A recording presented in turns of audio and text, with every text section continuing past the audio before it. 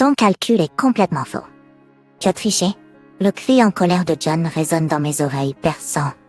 Quand j'ai pris un café latte plus tôt, je n'en ai pas beaucoup bu, mais maintenant je me sens incroyablement mal. Je suis enceinte de 9 mois, et John, sachant que je suis allergique au lait, m'a fait boire. Non, ce n'est pas comme ça. Aide-moi. Que j'ai pas l'énergie pour nier clairement les soupçons de John. Ma voix rauque, à peine échappée de mes lèvres, éclate et s'évanouit rapidement devant lui. Ça sert à rien de se comporter comme ça. Je ne me laisserai pas berner. Tu fais semblant que c'est grave, alors que c'est pas le cas. Convaincu que je le trompe, John me laisse souffrir, et maintenant ses soupçons, il me tourne le dos et quitte la maison. Que dois-je faire? C'est la fin. Avec mes dernières forces, j'essaie d'appeler quelqu'un sur mon smartphone. Mais il glisse de ma prise faible. S'il vous plaît, quelqu'un, aidez-moi. Mon nom est Nancy. Je suis une femme au foyer de 33 ans, vivant avec mon mari John, un de mes camarades de classe. Nous nous sommes rencontrés grâce à un ami commun il y a 2 ans. Nous avions tous les deux plus de 30 ans, et nous envisagions sérieusement de nous marier quand nous nous sommes rencontrés. John travaille pour une société de commerce général avec un revenu satisfaisant et un physique séduisant. Excusez-moi, mais pourquoi n'étiez-vous pas mariés jusqu'à présent? Bien que cela puisse sembler impertinent, j'étais vraiment curieuse et je lui ai demandé à ce moment-là. J'avais en fait un fiancé il y a 6 mois, mais ça n'a pas marché. Donc je cherchais un nouveau partenaire. Il a répondu rafraîchissant. J'ai hoché la tête, comprenant. Ça a dû être dur d'être abandonné. Je n'avais pas vécu ça, mais je pouvais comprendre la douleur de John. Après ça, nous avons discuté de choses futiles comme nos hobbies et comment nous passions nos jours de congé. Nous aimions tous les deux visiter des galeries d'art et regarder des films, et je sentais que si nous sortions ensemble et nous marions, nous aurions des jours amusants ensemble. Nous nous sommes bien entendus et nous nous sommes séparés, nous reconnectant 1 semaine plus tard. Bien que le développement ait été étonnamment rapide, je pouvais être moi-même lors de rendez-vous avec John, sans me sentir tendue. Avec John, je savais que je pouvais être naturelle. Le sentant, j'ai commencé à le séduire. Il semblait qu'il m'aimait aussi. Et un mois après notre rencontre, nous avons commencé à sortir ensemble. C'est un amour fou, très différent de mes relations passées, mais je savais déjà que John était un homme bien, et je voulais assurer un avenir avec lui, beau et avec un bon revenu. Notre relation en tant qu'amoureuse s'est déroulée sans accroc, et 1 an plus tard, nous nous sommes mariés. Il m'a fait sa demande l'un dîner pour mon anniversaire sur un bateau de croisière. Étant allergique au lait, il a demandé au chef d'utiliser du lait de soja pour mes plats.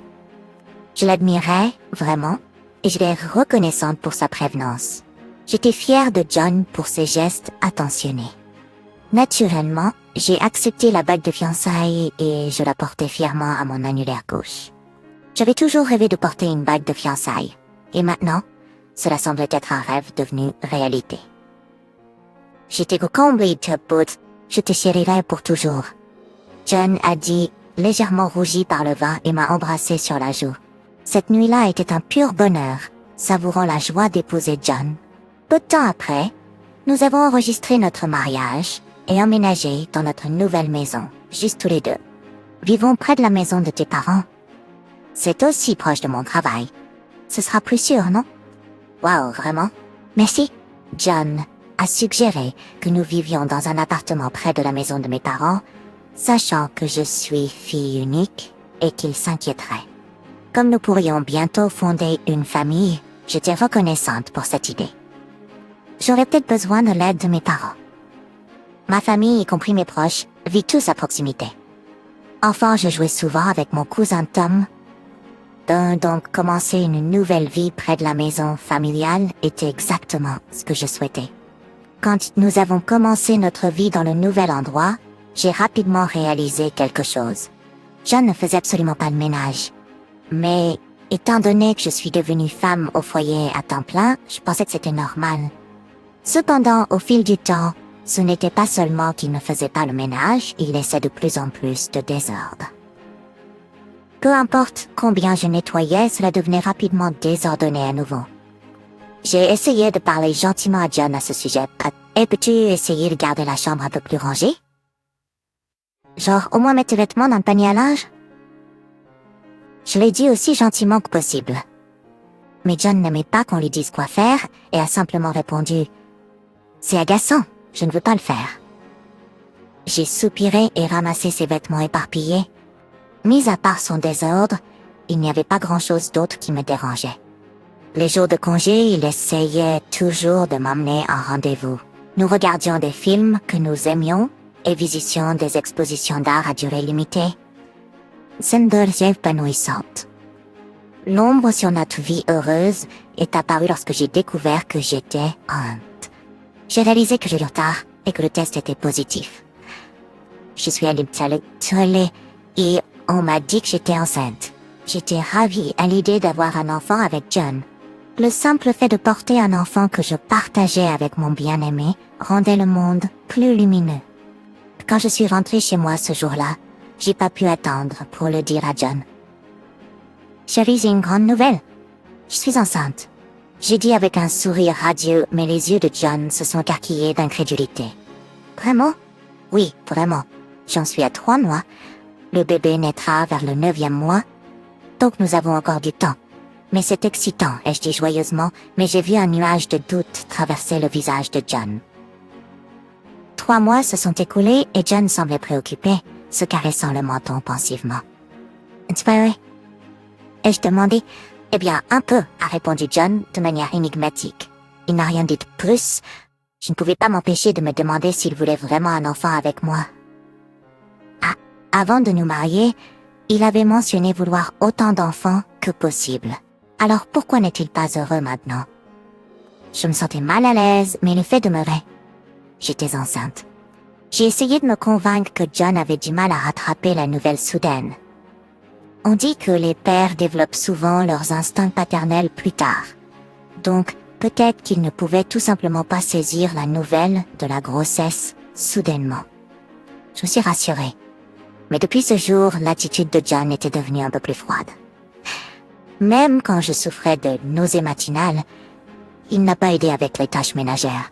Il n'a jamais fait les tâches ménagères, mais je pensais qu'il pourrait aider quand sa femme était en difficulté. Je suis désolée, mais je me sens vraiment malade aujourd'hui. Je ne pense pas que je pourrais cuisiner. Ai-je dit à John, avant qu'il ne parte au travail. Mais il a répondu sèchement. Quoi? Tu ne cuisinais pas avant, et maintenant tu penses soudainement que tu peux? Grossesse n'est pas une maladie. Nancy, ton principal travail donc femme au foyer est de faire les tâches ménagères, non?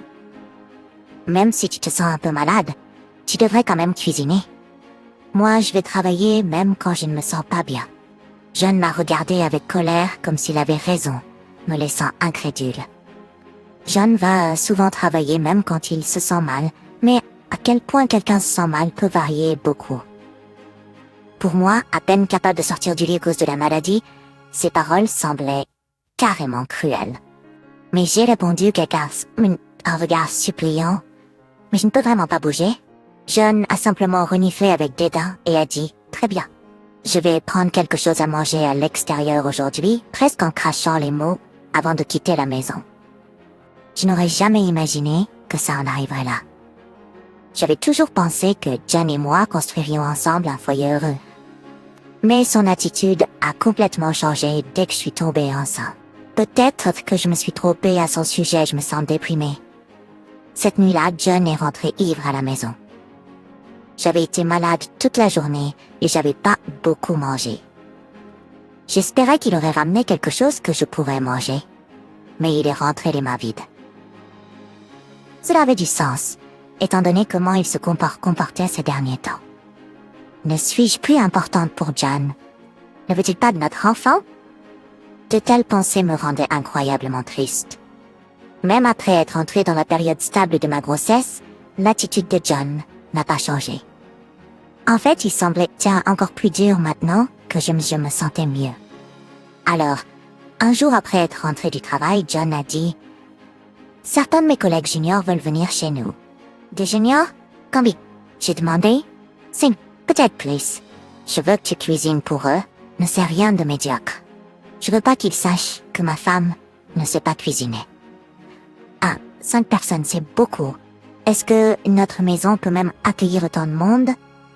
En plus, je pense pas que je puisse gérer autant en ce moment. Même si c'est ma période stable, je ne me sens pas capable de recevoir et de cuisiner pour autant de personnes. Il y aurait beaucoup à gérer. L'idée de les recevoir tout seul me semblait intimidante. Ça ira, tu es dans ta période stable. De toute façon, je les amène ce week-end. Assure-toi de pas m'embarrasser. John est ensuite allé à la salle de bain, fredonnant une chanson comme s'il n'avait rien dit d'extraordinaire. Mr. Humphrey Dunksty. Comme promis, John a amené 5 collègues le week-end suivant. Pour 4 hommes et une femme, l'équilibre des genres me semblait déséquilibré. Mais peut-être qu'il y a moins de femmes dans les ventes dans une société de commerce général. Enchantée, je suis Emily. Merci de m'avoir invitée aujourd'hui. Le salut joyeux venait de la seule femme, Emily. Elle avait les cheveux longs, balayés sur le côté et des traits frappants, semblant être dans la fin de la vingtaine. Malgré son jeune âge, elle avait l'air d'une belle grande sœur. Je me suis un peu étendue. Enchantée de vous rencontrer.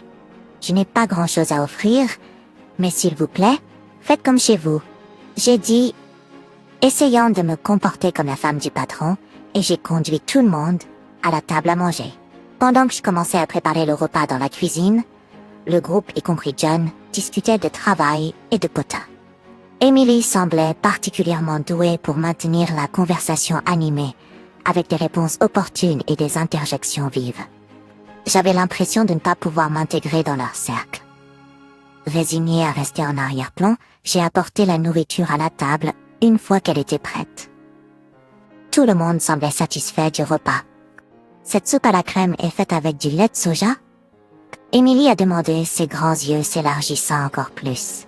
Oui, c'est ça. Je suis allergique au lait de vache, donc j'utilise toujours du lait de soja pour les plats qui en ont besoin. Oh, je vois. Emily a répondu, apparemment satisfaite de mon explication, et a continué à manger. Allez, juste parce que tu es allergique au lait, ne signifie pas que tu ne peux pas utiliser du vrai lait pour les invités. John a rétorqué sèchement. Je m'attendais à ce qu'il dise quelque chose comme ça, alors j'ai soupiré. Je dois aussi le manger, donc ça doit être du lait de soja. Alors tu aurais dû faire des plats séparés. Mais je peux pas le goûter s'il n'est pas au soja. Nos invités ont regardé notre échange avec des expressions déconcertées. Désolé tout le monde, elle insiste avec cette histoire d'allergie. Mais les allergies, c'est comme être difficile avec la nourriture, non? John s'est moqué de moi. Les juniors avaient l'air mal à l'aise, probablement par respect pour leur patron. Eh bien, le lait de soja est aussi délicieux. Profitez-en tant que c'est encore chaud. J'ai dit, essayant de paraître joyeuse. Seule Emily semblait plongée dans ses pensées, restant silencieuse. Le dîner avec les juniors de John a finalement pris fin, me laissant complètement épuisée. J'espérais que John dirait au moins merci, mais est allé se coucher sans dire un mot. Récemment, nos conversations avaient diminué et je me sentais très incertaine. Ces commentaires moqueurs sur mon allergie aujourd'hui n'ont fait qu'ajouter à ma frustration. Les mois passés et j'étais maintenant enceinte de 9 mois. John rentrait tard du travail et nous ne parlions presque plus. Les jours où nous sortions en rendez-vous me manquaient et je me sentais incroyablement seule. Avec l'arrivée du bébé imminente, je pensais qu'il était naturel de vouloir profiter de notre temps ensemble. Mais John ne semblait pas partager ce souhait. Un jour, John est apparu dans le salon avec un grand sac et une tasse familière dans sa main. C'était d'une chaîne de café que nous avions l'habitude de visiter quand nous étions plus proches. Je pars en voyage d'affaires pour 3 jours à partir d'aujourd'hui, dit-il. Je suis allée me promener ce matin et j'ai trouvé ce magasin. Alors j'ai acheté ça. Cela, tu te souviens? Ah oui, nous n'y sommes pas allés depuis un moment, ai-je répondu. C'était inhabituel pour John de se promener le matin. Trouver le café et acheter des Swilats semble être hors de son caractère ces derniers temps. Il a attendu avec un sourire pendant que je prenais le Swilat. Avait-il changé d'avis? J'étais un peu heureuse, pensant que John pourrait retrouver sa gentillesse. J'aurais aimé qu'on puisse se promener ensemble à nouveau. Peut-être après la naissance du bébé. J'ai pris le Swilot de John et l'ai bu avec enthousiasme. Ça m'a rappelé des souvenirs, mais j'ai rapidement réalisé que ça n'avait pas le goût habituel des Swilot. Buck, c'est du lait normal. Quand je m'en suis rendu compte, il était trop tard. J'ai laissé tomber la tasse de ma main. Le visage de John était tordu dans un sourire satisfait. J'ai mal. J'ai crié, mon souffle devenant laborieux, alors que je m'effondrais sur place. J'ai toujours eu des soupçons. Est-ce que l'enfant dans ton ventre est vraiment le mien? Quoi? J'ai été complètement choquée par son accusation soudaine, soupçonnant que le bébé était celui de quelqu'un d'autre. Quand tu as dit que tu étais enceinte de 9 mois, j'ai douté. Je ne me souviens pas avoir fait quelque chose qui aurait pu mener à ça il y a 9 mois. Je voulais expliquer, pensant que John avait mal compris quelque chose. Mais je n'ai pas pu parler à travers mes respirations difficiles. Tes calculs sont faux. Tu as dû tricher, hurla John en colère. Je n'avais pris qu'un peu du Swilot, mais maintenant je me sentais extrêmement mal. John, s'il te plaît, aide-moi, j'ai supplié. Je ne t'ai jamais trompé. Je manquais d'énergie pour nier clairement les soupçons de John. La voix rauque qui sortit de mes lèvres éclata et disparut rapidement devant lui. Ce jeu, Tina. C'est qu'une allergie, c'est pas grave. John, convaincu que je le trompais, m'a tourné le dos, souffrant, et a quitté la maison sans m'aider. Oh, que dois-je faire? C'est la fin. Les mes dernières forces, j'ai essayé d'appeler quelqu'un sur mon smartphone. Mais le téléphone a glissé de ma main impuissante. S'il vous plaît, quelqu'un, aidez-moi. Alors que je criais désespérément dans ma tête, ma conscience a commencé à s'estomper. Quand je me suis réveillée, la première chose que j'ai vue était un mur et un plafond blanc. Et j'ai réalisé que j'étais à l'hôpital. J'avais été sauvée. Alors que je me sentais soulagée, un visage est apparu devant moi. Tu es réveillé, Tom. C'était Tom, mon cousin qui... J'ai reçu un appel de Nancy, mais je n'ai rien entendu au début, alors j'ai pensé que c'était une erreur. Mais ensuite, j'ai entendu une respiration laborieuse, et j'ai réalisé que quelque chose n'allait pas. Je me suis précipitée chez Nancy, la porte était déverrouillée, et elle s'est effondrée, dans le salon. J'étais choquée. J'ai appelé une ambulance, et je l'ai emmenée à l'hôpital. Tom m'a expliqué avec sérieux. J'avais appelé Tom juste avant de m'effondrer. Il avait toujours été comme un grand frère fiable, toujours à veiller sur moi. Je pensais qu'il viendrait m'aider en cas d'urgence. Avant qu'accepter Wade Lange, Shant, dans une situation apparemment désespérée, Tom a rapidement senti l'urgence et s'est précipité pour aider. Pourquoi je lui étais profondément reconnaissant. Je vais appeler un médecin. Car ici, Tom est sorti et est rapidement revenu avec un médecin. Le médecin a expliqué que j'avais fait un choc anaphylactique en buvant du lait et que j'avais à peine survécu.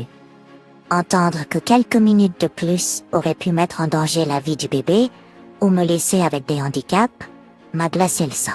Je dois ma vie à Tom. Tom, merci vraiment. Pas besoin de m'en remercier. Mais que s'est-il passé? Il était naturel que Tom soit perplexe. C'était impensable pour moi, allergique au lait, d'en boire moi-même. Eh bien en fait, j'ai tout raconté à Tom à propos de mon mariage avec John. Comment nous étions attirés l'un par l'autre, pensant que c'était le destin, et nous sommes mariés. Comment nous avions des intérêts similaires et apprécié nos rendez-vous. Comment nous avons vécu heureux après le mariage. Et comment l'attitude de John a complètement changé dès que je suis tombée enceinte. Même maintenant, je ne comprends pas ce que j'ai fait de mal. Ennemi. Tom a croisé les bras, seulement plongé dans ses pensées. Le comportement de John a changé après que tu lui aies parlé de la grossesse, n'est-ce pas? Oui. Quand j'ai dit que j'étais enceinte de 3 mois, il est soudainement devenu distant et méfiant. J'étais enceinte de 3 mois. Pensais le calcul était faux. Il était convaincu que j'avais trompé et que j'ai fait ça par vengeance, je pense.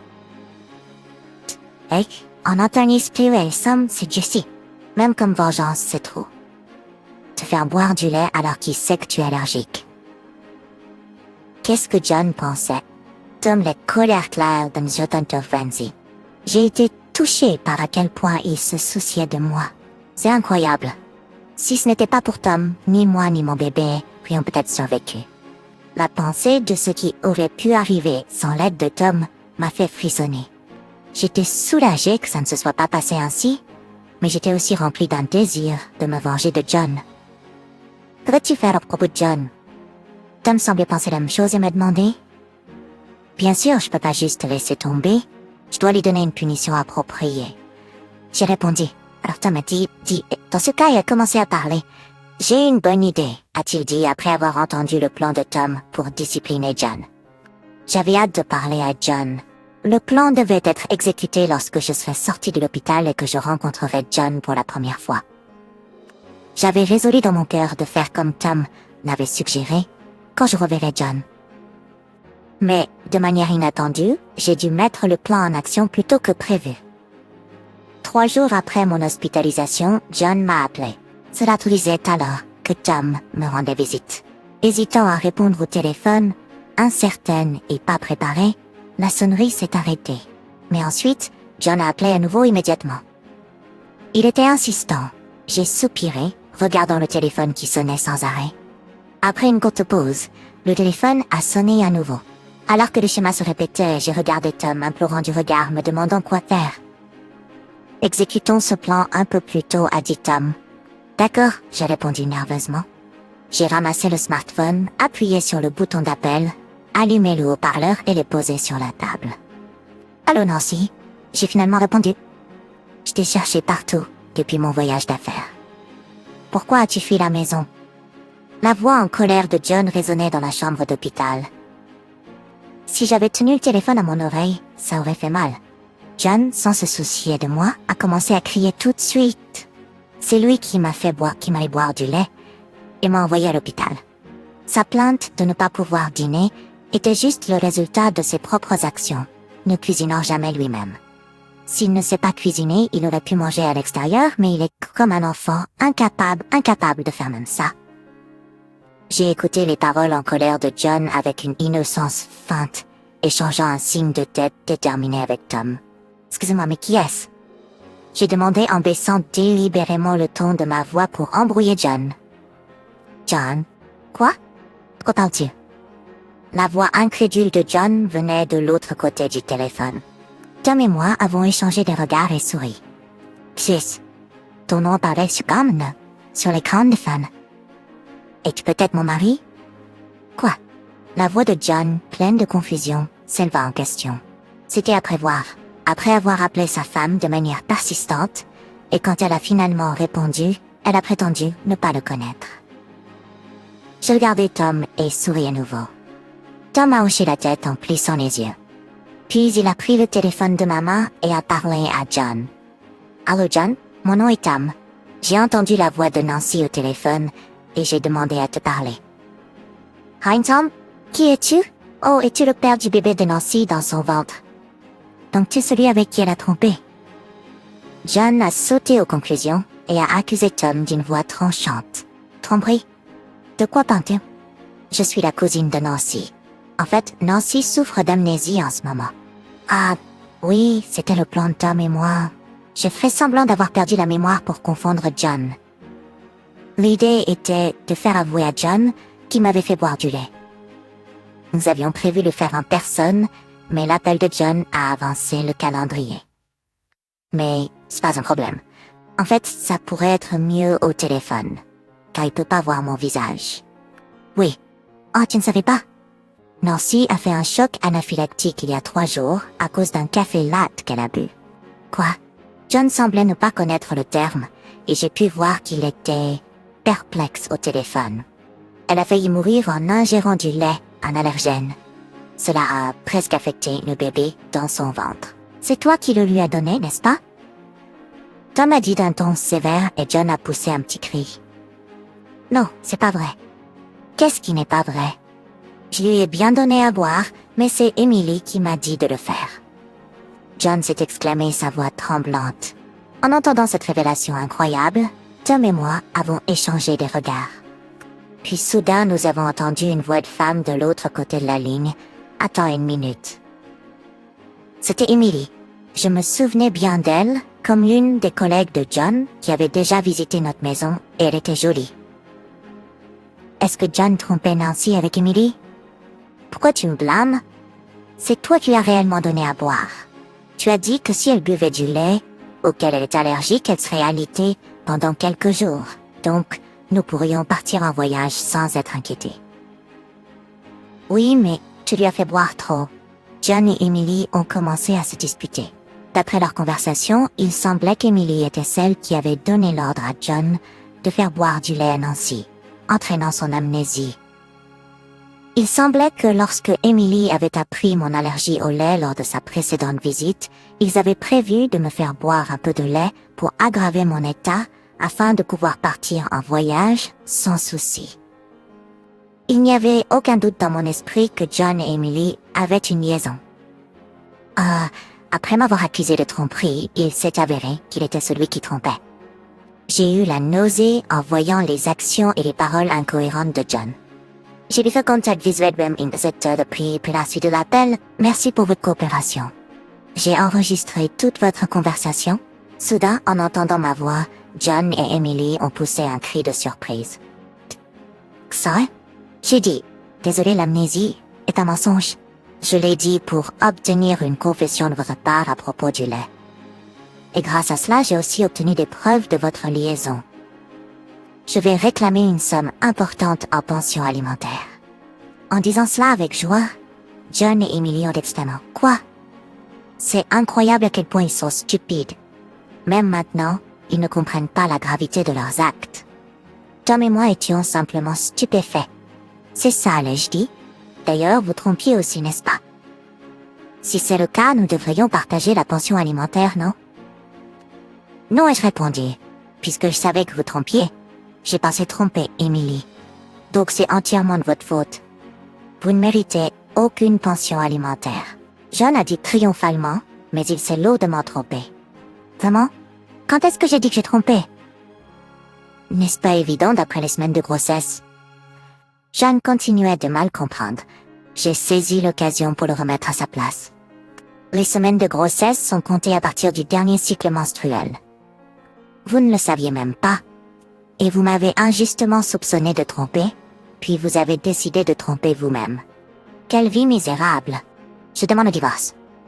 Soyez prêts à payer une grosse somme en pension alimentaire.